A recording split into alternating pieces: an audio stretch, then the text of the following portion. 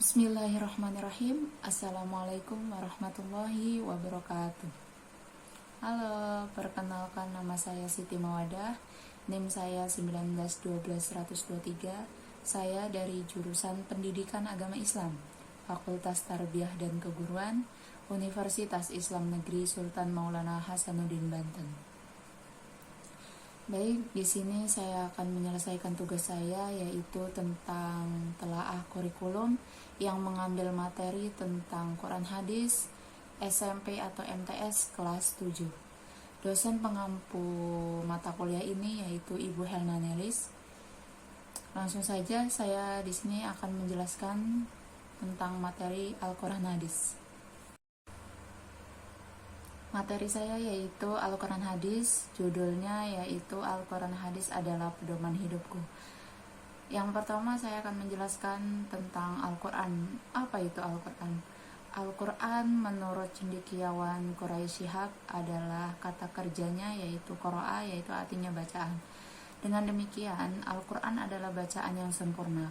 Tidak hanya sempurna akan kandungannya, namun juga redaksinya serta penunjukan kesempurnaan lain di dalam Al-Quran menurut Quraisy Shihab adalah ia mudah diingat, tidak hanya untuk orang tua, anak-anak sangat mudah menghafalnya. Dari pengertian di atas, Al-Quran itu adalah kalamullah yang pertama. Dan yang kedua yaitu Al-Quran merupakan mukjizat yang sangat luar biasa. Yang ketiga, Al-Quran itu diturunkan secara mutawatir. Dan yang terakhir yaitu membaca Al-Quran itu merupakan ibadah. Yang kedua yaitu fungsi Al-Quran. Fungsi Al-Quran itu yang pertama sebagai petunjuk bagi manusia secara umum, petunjuk bagi orang yang bertakwa dan beriman. Yang kedua, bagi kehidupan manusia fungsinya, yaitu sebagai petunjuk dan sebagai pembeda. Baik, selanjutnya materi yang kedua yaitu tentang hadis. Apa itu hadis? Pengertian hadis secara bahasa yaitu baru, tidak lama, ucapan pembicaraan, cerita. Menurut para ulama hadis merupakan setiap sesuatu yang diriwayatkan atau dinisbatkan kepada diri Rasulullah SAW, baik berupa perkataan, perbuatan, penetapan sifat atau perjalanan Nabi, baik sesudah ataupun sebelum menjadi Rasul. Dan yang kedua, fungsi hadis terhadap Al-Quran yaitu menguatkan, mengukuhkan, dan menegaskan hukum yang terdapat dalam Al-Quran. Yang kedua itu menguraikan atau menjelaskan, merinci dari ayat yang global.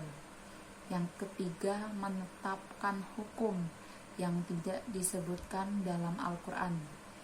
Yang keempat yaitu membatasi keumuman ayat Al-Quran.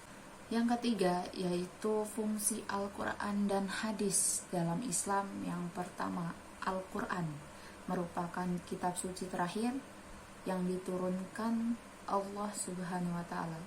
Yang kedua, sebagai sumber hukum pertama dan utama dalam umat Islam.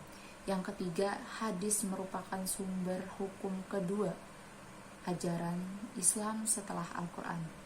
Yang keempat, hadis merupakan rujukan umat Islam dalam memahami ayat.